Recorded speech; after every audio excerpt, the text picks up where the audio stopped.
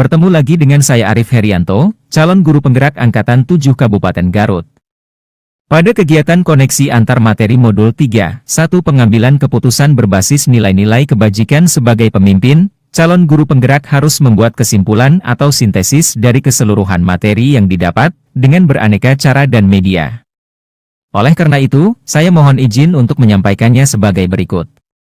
Melalui pemahaman sebuah kalimat yang dikemukakan oleh Bob Talbert, Teaching kids to count is fine, but teaching them what counts is best. yang memiliki arti, mengajarkan anak menghitung itu baik, namun mengajarkan mereka apa yang berharga atau utama adalah yang terbaik. Dalam hal ini secara garis besar saya akan menjelaskan dua hal, yaitu 1. Bagaimana nilai-nilai atau prinsip-prinsip yang kita anut dalam suatu pengambilan keputusan dapat memberikan dampak pada lingkungan kita. 2. Bagaimana sebagai seorang pemimpin pembelajaran dapat berkontribusi pada proses pembelajaran murid dalam pengambilan keputusan? Berawal dari kedua pertanyaan tersebut, saya akan uraikan beberapa pemahaman saya mengenai pembelajaran yang saya dapatkan dalam pendidikan guru penggerak selama ini, kemudian saya rangkum menjadi proses perjalanan pembelajaran sebagai calon guru penggerak pada program guru penggerak ini dari awal sampai dengan saat ini. Bagaimana pandangan Ki Hajar Dewantoro dengan filosofi Pratap Triloka memiliki pengaruh terhadap bagaimana sebuah pengambilan keputusan sebagai seorang pemimpin pembelajaran diambil? Perlu diketahui bahwa pandangan Ki Hajar Dewantoro dengan filosofi Pratap Triloka memiliki 3 prinsip dasar berkarya, yaitu ing ngarso sumtulado, di depan memberi teladan atau contoh, ing madio mangun karso, di tengah membangun motivasi atau membimbing, dan tuturi handayani, di belakang memberi dukungan atau dorongan.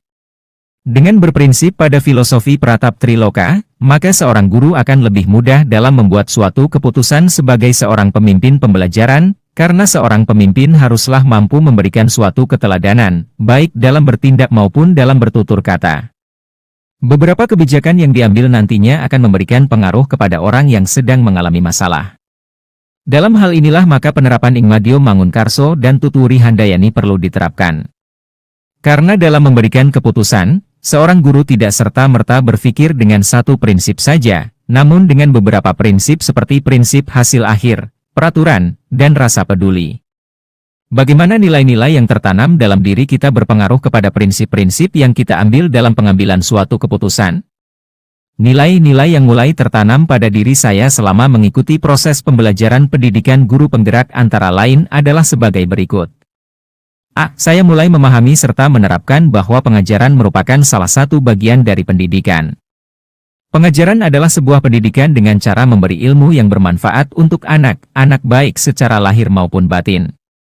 B. Pendidikan dilakukan dengan cara menuntun kodrat yang dimiliki anak agar dapat mencapai keselamatan dan kebahagiaan sebagai manusia dan masyarakat. C. Saya berpikir bahwa hidup tumbuh anak itu di luar kehendak pendidik karena anak tumbuh menurut kodratnya sendiri. D. Saya mulai menanamkan dalam pola pikir saya bahwa kodrat adalah kekuatan yang ada pada anak sedangkan pendidik hanya bisa menuntun untuk memperbaiki lakunya atau dasarnya. E. Pendidikan diibaratkan seorang petani yang hanya bisa merawatnya namun tidak bisa merubah kodrat tanaman yang ia tanam. Biji padi akan tetap menjadi padi. Dengan tertanamnya nilai-nilai yang sudah saya yakini tersebut, tentunya akan berpengaruh dalam prinsip pengambilan sebuah keputusan. Ada 3 prinsip dalam pengambilan keputusan yang saya pelajari, yaitu berpikir berbasis hasil akhir ends-based thinking, berpikir berbasis peraturan rule-based thinking, dan berpikir berbasis rasa peduli, care-based thinking. Sebagai seorang guru minimal harus mampu menerapkan salah satu dari 3 prinsip tersebut. Dengan berpikir bahwa pendidikan adalah suatu pengajaran yang bermanfaat bagi anak maka dalam pengambilan keputusan pastilah memikirkan hasil akhir yang didapatkan anak. Dalam menerapkan prinsip peraturan serta rasa peduli dalam setiap pengambilan keputusan haruslah berdasarkan pola pemikiran bahwa kita sebagai guru adalah sebagai penuntun berkembangnya potensi anak. Sehingga guru diharapkan lebih bijak dalam setiap pengambilan keputusan karena semua haruslah berpihak kepada anak. Bagaimana kegiatan terbimbing yang kita lakukan pada materi pengambilan keputusan berkaitan dengan kegiatan coaching yang diberikan pendamping atau fasilitator dalam perjalanan proses pembelajaran kita, terutama dalam pengujian pengambilan keputusan yang telah kita ambil? Dalam kegiatan terbimbing yang telah saya pelajari, seorang guru haruslah dapat memanfaatkan pendekatan inquiry apresiatif dalam setiap tindakannya. Hal ini adalah salah satu langkah untuk mewujudkan poin penting KHD, di antaranya yaitu dengan memfokuskan pembelajaran yang berpihak kepada murid, menggali potensi pada diri anak sesuai bakat, minat dan keterampilannya serta menyesuaikannya dengan kodrat alam dan zamannya, menciptakan pembelajaran di kelas yang menyenangkan serta bermakna dan menumbuhkan motivasi intrinsik pada anak. Selain hal tersebut, hal-hal konkret yang bisa kita terapkan adalah melalui pendekatan bagja, buat pertanyaan, ambil pelajaran, gali mimpi, jabarkan rencana, dan atur eksekusi, yaitu dengan memahami kekuatan positif dan kelemahan pada sekolah, menggali kekuatan positif sekolah, menyusun visi sekolah sesuai pendekatan inquiry apresiatif, menyelesaikan kendala yang muncul dengan mempersiapkan solusi pemecahannya dengan berkolaborasi dengan teman sejawat, menjalin kerjasama dengan pemangku kepentingan sekolah, serta menjalankan peran masing-masing dengan baik dan penuh tanggung jawab. Apakah pengambilan keputusan tersebut telah efektif? Masihkah ada pertanyaan-pertanyaan dalam diri kita atas pengambilan keputusan tersebut?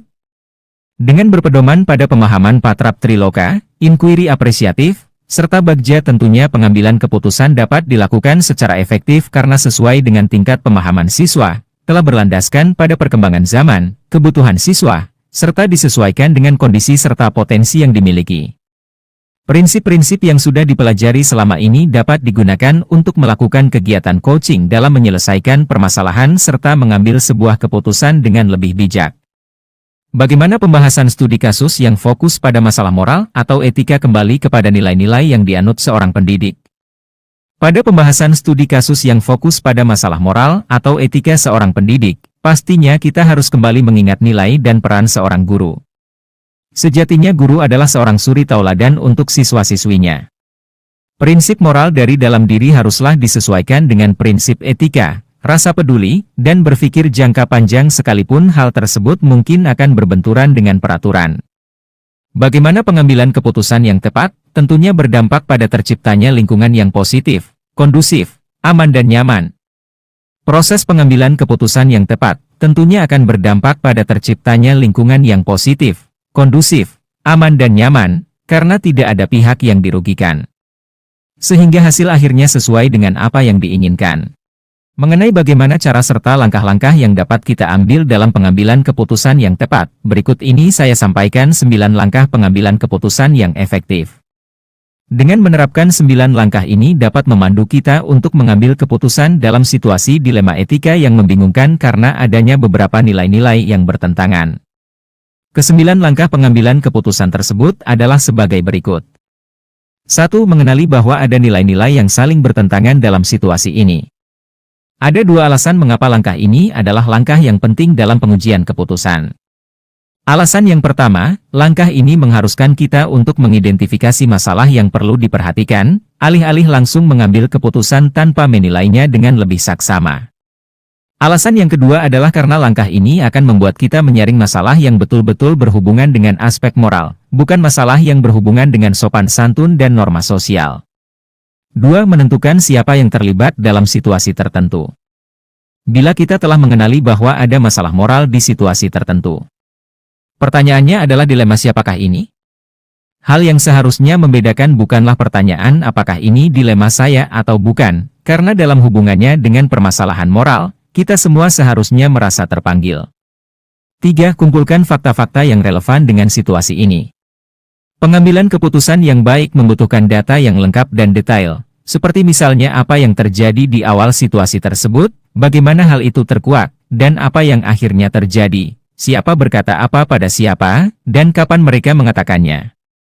Data-data tersebut penting untuk kita ketahui karena dilema etika tidak menyangkut hal-hal yang bersifat teori, namun ada faktor-faktor pendorong dan menarik yang nyata di mana data yang mendetail akan bisa menggambarkan alasan seseorang melakukan sesuatu dan kepribadian seseorang akan tercermin dalam situasi tersebut. Hal yang juga penting di sini adalah analisis terhadap hal-hal apa saja yang potensial akan terjadi di waktu yang akan datang. 4. Pengujian benar atau salah. A. Uji legal. Pertanyaan yang harus diajukan di sini adalah apakah dilema etika itu menyangkut aspek pelanggaran hukum? Bila jawabannya adalah iya, maka pilihan yang ada bukanlah antara benar lawan benar, namun antara benar lawan salah. Pilihannya menjadi membuat keputusan yang mematuhi hukum atau tidak, bukannya keputusan yang berhubungan dengan moral. B. Uji regulasi standar profesional. Bila dilema etika tidak memiliki aspek pelanggaran hukum di dalamnya, mungkin ada pelanggaran peraturan atau kode etik. C. Uji intuisi. Langkah ini mengandalkan tingkatan perasaan dan intuisi kita dalam merasakan apakah ada yang salah dengan situasi ini. Apakah tindakan ini mengandung hal-hal yang akan membuat kita merasa dicurigai? Uji intuisi ini akan mempertanyakan apakah tindakan ini sejalan atau berlawanan dengan nilai-nilai yang kita yakini. Walaupun mungkin kita tidak bisa dengan jelas dan langsung menunjuk permasalahannya ada di mana, namun langkah ini untuk banyak orang sangat umum dan bisa diandalkan untuk melihat dilema etika yang melibatkan dua nilai yang sama-sama benar. D. Uji media massa. Apa yang kita akan rasakan bila keputusan ini dipublikasikan pada media massa dan sesuatu yang kita anggap merupakan ranah pribadi kita tiba-tiba menjadi konsumsi masyarakat? Bila kita merasa tidak nyaman membayangkan hal itu akan terjadi, kemungkinan besar kita sedang menghadapi dilema etika. E. Uji panutan idola. Dalam langkah ini kita akan membayangkan apa yang akan dilakukan oleh seseorang yang merupakan panutan kita. Tentunya di sini fokusnya bukanlah pada panutan kita, namun keputusan apa yang kira-kira akan beliau ambil, karena beliau adalah orang yang menyayangi kita dan orang yang sangat berarti bagi kita. Yang perlu dicatat dari kelima uji keputusan tadi, ada 3 uji yang sejalan dengan prinsip pengambilan keputusan yaitu pertama uji intuisi berhubungan dengan berpikir berbasis peraturan, rule-based thinking, yang tidak bertanya tentang konsekuensi tapi bertanya tentang prinsip-prinsip yang mendalam. Kedua uji media massa, berhubungan dengan berpikir berbasis hasil akhir, ends-based thinking, yang mementingkan hasil akhir. Dan yang ketiga uji panutan, idola berhubungan dengan prinsip berpikir berbasis rasa peduli, care-based thinking, di mana ini berhubungan dengan golden rule yang meminta kita meletakkan diri kita pada posisi orang lain. Bila situasi dilema etika yang kita hadapi gagal di salah satu uji keputusan tersebut, atau bahkan lebih dari satu, maka sebaiknya jangan mengambil risiko membuat keputusan yang membahayakan atau merugikan diri kita karena situasi yang kita hadapi bukanlah situasi dilema etika, namun bujukan moral. 5. Pengujian paradigma benar lawan benar. Pengujian ini dapat menggunakan 4 paradigma yang disesuaikan dengan situasi sebagai berikut. A. Individu lawan masyarakat, individual versus community. B. Rasa keadilan lawan rasa kasihan, justice versus mercy. C. Kebenaran lawan kesetiaan, truth versus loyalty. D. Jangka pendek lawan jangka panjang, short term versus long term. Pentingnya mengidentifikasi paradigma ini bukan hanya mengelompokkan permasalahan namun membawa penajaman pada fokus kenyataan bahwa situasi ini betul-betul mempertentangkan antara dua nilai-nilai inti kebajikan yang sama-sama penting. 6. Melakukan prinsip resolusi.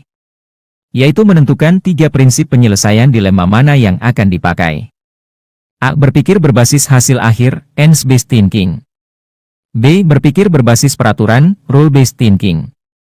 C. Berpikir berbasis rasa peduli, care-based thinking. 7. Investigasi opsi trilema. Mencari opsi yang ada di antara dua opsi. Apakah ada cara untuk berkompromi dalam situasi ini? Terkadang akan muncul sebuah penyelesaian yang kreatif dan tidak terpikir sebelumnya yang bisa saja muncul di tengah-tengah kebingungan menyelesaikan masalah. 8. Buat keputusan. Akhirnya kita akan sampai pada titik di mana kita harus membuat keputusan yang membutuhkan keberanian secara moral untuk melakukannya. 9. Lihat lagi keputusan dan refleksikan.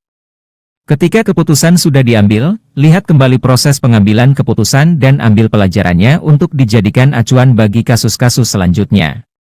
Selanjutnya, apakah kesulitan-kesulitan di lingkungan yang sulit dilaksanakan untuk menjalankan pengambilan keputusan terhadap kasus-kasus dilema etika ini? Apakah ini kembali ke masalah perubahan paradigma di lingkungan? Dalam hal ini saya tidak mengalami kesulitan yang berarti dalam menjalankan pengambilan keputusan terhadap kasus-kasus dilema etika. Karena selama saya mensosialisasikan ilmu yang saya dapatkan dari pendidikan guru penggerak kepada rekan sejawat di sekolah atau pada komunitas KKG, semuanya antusias dan menyambut baik, sehingga hal ini dapat membantu saya ketika mengambil setiap keputusan dalam menyelesaikan kasus-kasus dilema etika yang terjadi. Perubahan paradigma dengan menerapkan pembelajaran berpihak kepada murid, pelaksanaan pembelajaran berdiferensiasi, serta kompetensi sosial emosional sangatlah membantu saya dalam menghadapi kesulitan-kesulitan yang muncul. Terlebih lagi adanya praktek coaching memberikan saya ruang untuk belajar memahami permasalahan sebelum mengambil sebuah tindakan, keputusan yang akan saya ambil. Apakah pengaruh pengambilan keputusan yang kita ambil ini dengan pengajaran yang memerdekakan murid-murid kita? Jelas terasa sekali perubahannya yang terjadi pada diri saya dalam praktik nyata di sekolah, bahwa pada akhirnya pelaksanaan pembelajaran yang memerdekakan murid dengan menerapkan filosofi KHD, penerapan inquiry apresiatif Bagja, pembelajaran berdiferensiasi, KSE, dan coaching dalam supervisi akademik sangatlah membantu saya dalam mengambil sebuah keputusan.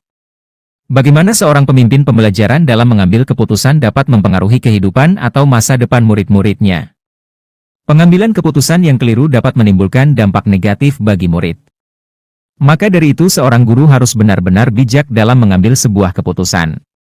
Beberapa prinsip seperti peraturan, rasa peduli, serta hasil akhir haruslah dijadikan pedoman terhadap pengambilan keputusan. Apakah kesimpulan akhir yang dapat ditarik dari pembelajaran modul materi ini dan keterkaitannya dengan modul-modul sebelumnya? Kesimpulan yang dapat diambil dari pembelajaran modul ini adalah bahwa segala tindakan dalam menentukan sebuah keputusan haruslah berpedoman 4 paradigma, 3 prinsip dan 9 langkah pengambilan keputusan. Dan tentu hal akan berkaitan pula dengan pembelajaran modul-modul sebelumnya seperti filosofi KHD, penerapan inquiry apresiatif, pembelajaran berdiferensiasi, KSE, serta teknik dalam mensikapi dan menangani sebuah permasalahan yang membutuhkan penyelesaian. Demikian yang dapat saya sampaikan untuk memenuhi tugas koneksi antar materi modul 3, 1 pengambilan keputusan berbasis nilai-nilai kebajikan sebagai pemimpin. Terima kasih.